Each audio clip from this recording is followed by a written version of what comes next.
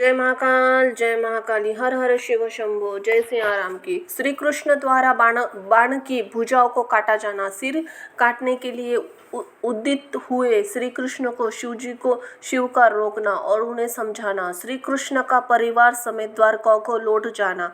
बाण का तांडव नृत्य द्वारा शिव जी को प्रसन्न करना। शिव द्वारा उसे अनन्य वरदों के साथ महाकाल तत्व की प्राप्ति। सतकुमार जी कहते हैं, महाप्राज्ञ व्यास जी लोक लीला अनुसरण करने वाले श्री कृष्ण शंकर की उस परम अनुभूत कथा को श्रवण करो। तात जब भगवान रुद्र लीलावश पुत्रों तथा गणों सहित सो गए तथा तब दैत्यराज बाण श्री कृष्ण के साथ युद्ध करने के लिए प्रस्थित हुए। उस समय कुंभांड और उसके अश्वों की बागडोर संभाले हुए था। वह नाना प्रकार के शस्त्रों से सुसज्जित था। फिर वह महाबली बालीपुत्र भीषण युद्ध करने लगा। इस समय इस प्रकार उन दोनों में चिरकाल तक बड़ा घोर संग्राम होता रहा, क्योंकि विष्णु के अवतार श्री कृष्ण शिवरूप ही थे और उधर बलवान बाणासुर उत्तम शिव भक्त था, मुनीश्वर। तदनंतर वीर्यवान श्री कृष्ण जिन्हें शिव की आज्ञा से बल प्राप्त हो चुका था, चिरकाल तक बाण के साथ युद्ध करके अत्यंत कुपित हो उठे। तब शत्रुओं का संहार करने वाले भगवान श्री कृष्ण शंभु के आदेश से शीघ्र ही सुदर्शन चक्र द्वारा बाण की बहुत सी भुजाएं काट डाला। अंत में उसकी अत्यंत सुंदर 4 भुजा ही अवशेष रह गई और शंकर की कृपा से शीघ्र ही उसकी व्यथा भी मिट गई। जब बाण की स्मृति लुप्त हो गई और वीर भाव को प्राप्त हुई, श्री कृष्ण उसका सर काटने के लिए उद्यत हुए। तब शंकर जी ने मोह निद्रा को त्याग कर उठ खड़े हुए और बोले। रुद्र ने कहा, देवकी नंदन, आप तो सदा मेरी आज्ञा का पालन करते आए हैं। भगवान, मैंने पहले आपको जिस काम के लिए आज्ञा दी थी वह आपने पूरा कर दिया। अब बाण का शिरच्छेदन मत कीजिए, सुदर्शन चक्र को लौटा दीजिए। मेरी आज्ञा से यह चक्र सदा मेरे भक्तों पर अमोघ रहा है। गोविंद, मैंने पहले ही आपको युद्ध में अनिवार्य चक्र जय प्रदान की थी। अब आप इस युद्ध में निवृत्त हो जाइए। लक्ष्मीश पूर्व काल में भी तो आप मेरे आज्ञा के बिना दधिच, वीर रावण तथा तारकाश आदि के पूर्व चक्र का प्रयोग नहीं किया था। जनार्दन, आप तो योगेश्वर, साक्षात परमात्मा और संपूर्ण प्राणियों के हित में रहने वाले, आप ही स्वयं ही अपने मन से विचार कीजिए। मैंने तो इसे वर दे रखा है, तुझे सदा मृत्यु का भय नहीं होगा। मेरा वचन यहाँ सदा सत्य होना चाहिए। मैं आप पर परम प्रसन्न हूँ। हरे, बहुत दिन से पूर्व गर्व से भरकर ये उन्मित हो उठा और अपने आप को भूल गया था। तब अपनी भुजाएं खुजाता हुआ मेरे पास पहुंचा और बोला, मेरे साथ युद्ध कीजिए। तब मैंने इसे शाप देते हुए कहा, थोड़ी समय में तेरी भुजाओं का छेदन करने वाला आ जाएगा, तब तेरा सारा गर्व गल जाएगा। बाण की ओर देखकर कहा, मेरी आज्ञा से तेरी भुजाओं को काटने वाले ये श्री हरि आए हैं। फिर श्री कृष्ण, अब आप युद्ध बंद कर दीजिए और वर वधु को अपने साथ अपने घर को लौट जाइयो, कहकर महेश्वर ने उन दोनों की मित्रता करा दी और उनकी आज्ञा ले अपने पुत्रों और गणों के साथ अपने निवास स्थान को चले गए। सतकुमार जी कहते हैं, मुने, शंभु का यह कथन सुनकर अक्षत शरीर वाले श्री कृष्ण ने सुदर्शन चक्रों को लौटा दिया और विजय श्री से सुशोभित बाणासुर को अंतःपुर में पधारे। वहां उन्होंने उषा सहित अनिरुद्ध को आश्वासन दिया। बाण द्वारा दिए गए अनेक प्रकार के रत्न समूह का ग्रहण किया। उषा की सखी परम योगिनी चित्रलेखा को पाकर तो श्री कृष्ण महान हर्ष हुआ। इस प्रकार शिव के आदेशानुसार उनका सारा कार्य पूर्ण हो गया। तब वे श्री हरि हृदय से शंकर जी को प्रणाम कर और बलिपुत्र बाणासुर की आज्ञा ले परिवार समेत अपनी पुरी को लौट गए। द्वारकापुरी में पहुंचकर उन्होंने गरुड़ को विदा कर दिया। फिर हर्षपूर्वक मित्रों से मिले, स्वेच्छानंदानुसार आचरण करने लगे। इधर नंदीश्वर बाणों को समझाकर कहा, भक्त शार्दुल, तुम अपना शिव जी का स्मरण करें, वे भक्तों पर अकुंपा करने वाले हैं। अंत उन दिन आदिगुरु शंकर में मन समाहित करके नित्य उनका महोत्सव करो। तब द्वेष रहित मनस्वी बाण निंद के कहने से धैर्य धारण करके तुरंत ही शिव स्थान को गया। वहां पहुंचकर उन्होंने नाना प्रकार के स्तोत्र द्वारा शिव जी की स्तुति की, उन्हें प्रणाम किया। फिर वह पाद से थुमकी लगाते हुए और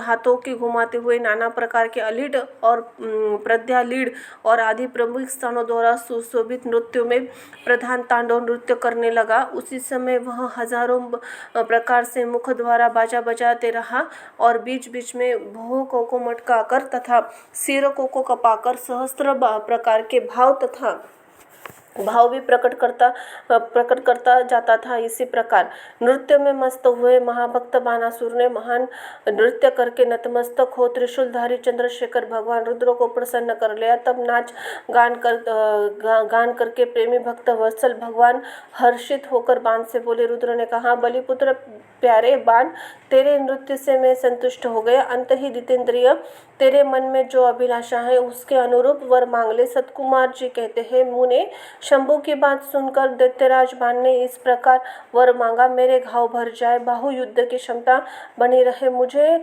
अक्षय गणनायक तत्व प्राप्त हो, शोणितपुर में उषा पुत्र अर्थात मेरे देहित्र का राज्य हो, देवताओं से तथा विशेष करके विष्णु से मेरा वैर भाव मिट जाए, मुझे रजगुण तमोगुण युक्त दूषित दैत्य भाव पुनः उदय न हो, मुझ में सदा निर्विकार शंभु भक्ति बनी रहे और शिव भक्तों पर मेरा स्नेह समस्त प्राणी द्वारा दया भाव रहे। यो शंभु से वरदान मांगकर बलिपुत्र महासुर बाण अंजलि बांधे हुए रुद्र की स्तुति करने लगा। उस समय उसके नेत्रों में प्रेम के आंसू झलके और तदनंतर सारे अंग प्रेम से प्रफुल्लित हो उठे। वह बलि नंदन बाणासुर महेश्वर को प्रणाम करके मौन हो गया। अपनी भक्ति की प्रार्थना सुनकर भगवान शंकर, तुझे सब कुछ प्राप्त हो जाएगा, यो कहकर वही अंतर्धान हो गए। तब शंभु की कृपा से महाकाल तत्व को प्राप्त हुआ। रुद्र का अनुचर बाण परमानंद निमग्न हो गया। व्यास जी, इस प्रकार मैंने संपूर्ण भुवनों में नित्य क्रीड़ा करने वाले समस्त गुरुजनों के भक्त सद्गुरु शूलपाणी भगवान शंकर का बाण विषयक चरित्र जो परमोत्त है और कर्ण प्रिय मधुर वचनों द्वारा तुमसे वर्णन कर दिया है। बोलो हर हर हर हर शिव शिव शंभो। जय महाकाल, जय महाकाली, जय जय सिया राम की। गजासुर की तपस्या, वर प्राप्ति और उसका अत्याचार, श्री द्वारा उसका वध और उसकी प्रार्थनाओं से शिव का उसका चर्म धारण करना और कृतिवासा नाम से विख्यात होना तथा कृतिवासेश्वर लिंग की स्थापना करना। ओम नमः शिवाय। सतकुमार जी कहते हैं, व्यास जी अब प्रेम पूर्वक शशि मौली और उस शिव के उस चरित्र को श्रवण करो जिसमें उनके त्रिशूल द्वारा दानवराज गजासुर का वध किया था। गजासुर महिषासुर का पुत्र था। जब उसने सुना कि देवताओं से प्रेरित होकर देवी ने मेरे पिता को मार दिया था, तब उसका बदला लेने की भावना से उसने घोर तप किया। उसके तप के ज्वाला से सब जलने लगे। देवताओं जाकर ब्रह्मा जी से अपना दुख कहा। तब ब्रह्मा जी ने उसके सामने प्रकट होकर प्रार्थना अनुसार उसे वरदान दिया। वह काम के वश होने वाले भी किसी भी स्त्री और पुरुष से नहीं मरेगा, महाबली और सबसे अजय होगा। यह वर पाकर वह गर्व में भर गया और सब दिशाओं में सब लोकपालों में स्थानों पर उसने अधिकार कर लिया। अंत में भगवान शंकर की राजधानी आनंदवन काशी में जाकर वह सबको सताने लगा। देवताओं ने भगवान शंकर से प्रार्थना की। शंकर काम विजयी है, उन्होंने घोर युद्ध में हराकर त्रिशूल में पिरो लिया। तब उसने भगवान शंकर का सांत्वन किया। शंकर ने उस पर प्रसन्न होकर इच्छित वर मांगने को कहा। तब गजासुर ने कहा, दिगंबर स्वरूप महेशान, यदि आप मुझ पर प्रसन्न हैं तो अपने त्रिशूल से अग्नि से प्रवृत्त हुए मेरे इस चर्म को आप सदा धारण कीजिए। विभो, मैं पुण्य गंधों की निधि हूँ, इसलिए मेरा यह चर्म चिरकाल तक उग्र तप रूपी अग्नि का ज्वाल में पड़कर भी दग्ध नहीं हुआ है। दिगंबर, यदि मेरा यह चर्म पुण्यवान न होता तो रण संग्राम में इसे आपके अंगों का संग कैसे प्राप्त होता। शंकर, यदि आप तुष्ट है और तो मुझे एक वर दीजिए कि वह आज से आपका नाम कृतिवासा विख्यात हो। सतकुमार जी कहते हैं, मुने गजासुर का बात सुनकर भक्त वत्सल शंकर ने परम प्रसन्नता पूर्वक महिषासुरनंदन गज से कहा, तथास्तु, ऐसा ही होगा। तदनंतर प्रसन्न आत्मा भक्त प्रिय महेशान उस दानवराज गज से, जिसका भक्त के कारण निर्मल हो गया था, पुनः बोले। ईश्वर ने कहा, दानवराज, तेरा पावन शरीर मेरे इस मुक्ति साधक क्षेत्र काशी में मेरे लिंग के रूप में स्थित हो जाए। इसका नाम कृतिवासेश्वर होगा। यह समस्त प्राणियों के लिए मुक्तिदाता, महान पातकों का विनाश, संपूर्ण लिंगों में शिरोमणि, मोक्ष प्रद होगा। यो कहकर देवेश्वर लिंग दिगंबर शिव ने गजासुर के उस विशाल चम्र को ओढ़ लिया। मुनीश्वर उस दिन बहुत सा उत्सव मना लिया। काशी निवासी सारी जनता, प्रथम गण हर्षमग्न हो गए। ब्रह्मा और विष्णु आदि देवता मन से हर्ष से परिपूर्ण हो गए। वे हाथ जोड़कर महेश्वर नमस्कार करके उनकी स्तुति करने लगे।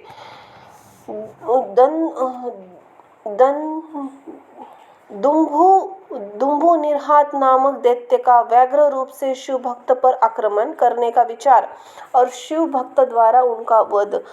हर हर शिव शंभो, जय महाकाल, जय महाकाली, जय जय सियाराम की। ओम नमः शिवाय।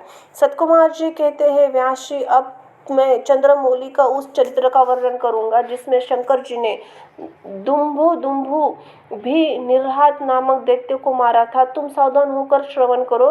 दतिपुत्र महाबली हिरण्याक्ष के विष्णु द्वारा मारे जाने पर दति को बहुत दुख हुआ। तब देव शत्रु दुम्भु भी निर्हादा ने उसको आश्वासन दे यह निश्चय किया कि देवताओं के बल ब्राह्मण है, ब्राह्मण नष्ट हो जाएंगे, यज्ञ नहीं करेंगे, यज्ञ न होने पर, आहार न मिल पाने पर वो निर्मल हो जाएंगे, तब मैं उन पर सहज विजय पा लूंगा। यह विचार करके ब्राह्मणों को मारने लगा।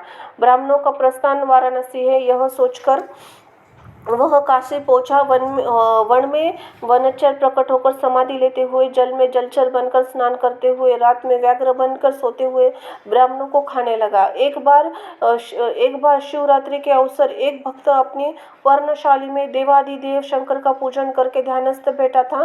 बल अभिमानी दैत्यराज दुम्भु भी निर्हा ने व्याघ्र का रूप धारण करके उसे खाने जाने का विचार किया, परंतु वह भक्त दृढ़ चित्त से शिव दर्शन की लालसा लेकर ध्यान में तल्लीन हो रहा था। इसके लिए उसने पहले से ही मंत्र रूपी अस्त्र का विन्यास कर लिया था। इस कारण दैत्य उस पर आक्रमण करने में समर्थ न हो सका। इधर सर्वव्यापी भगवान शंभु ने उस दुष्ट रूप वाले दैत्य का अभिप्राय पता लगा लिया। तब शंकर ने उसे मार डालने का विचार किया। इतने में ही जो उस दैत्य ने व्याघ्र रूप उस भक्त को अपना ग्रास बनना चाहा, त्यों ही जगत की रक्षा के लिए मणि स्वरूप तथा भक्त रक्षण में कुशल बुद्धि वाले त्रिलोचन भगवान शंकर वहां प्रकट हो गए। उसने बगल में दबोचकर उसके सिर पर वज्र से भी कठोर घूस से प्रहार किया। उस मुष्टि प्रहार से तथा काख में दबोचने से वह व्याघ्र अत्यंत व्यथित हो गया। अपनी दहाड़ से पृथ्वी आकाश को कांपता हुआ मृत्यु का घास बन गया।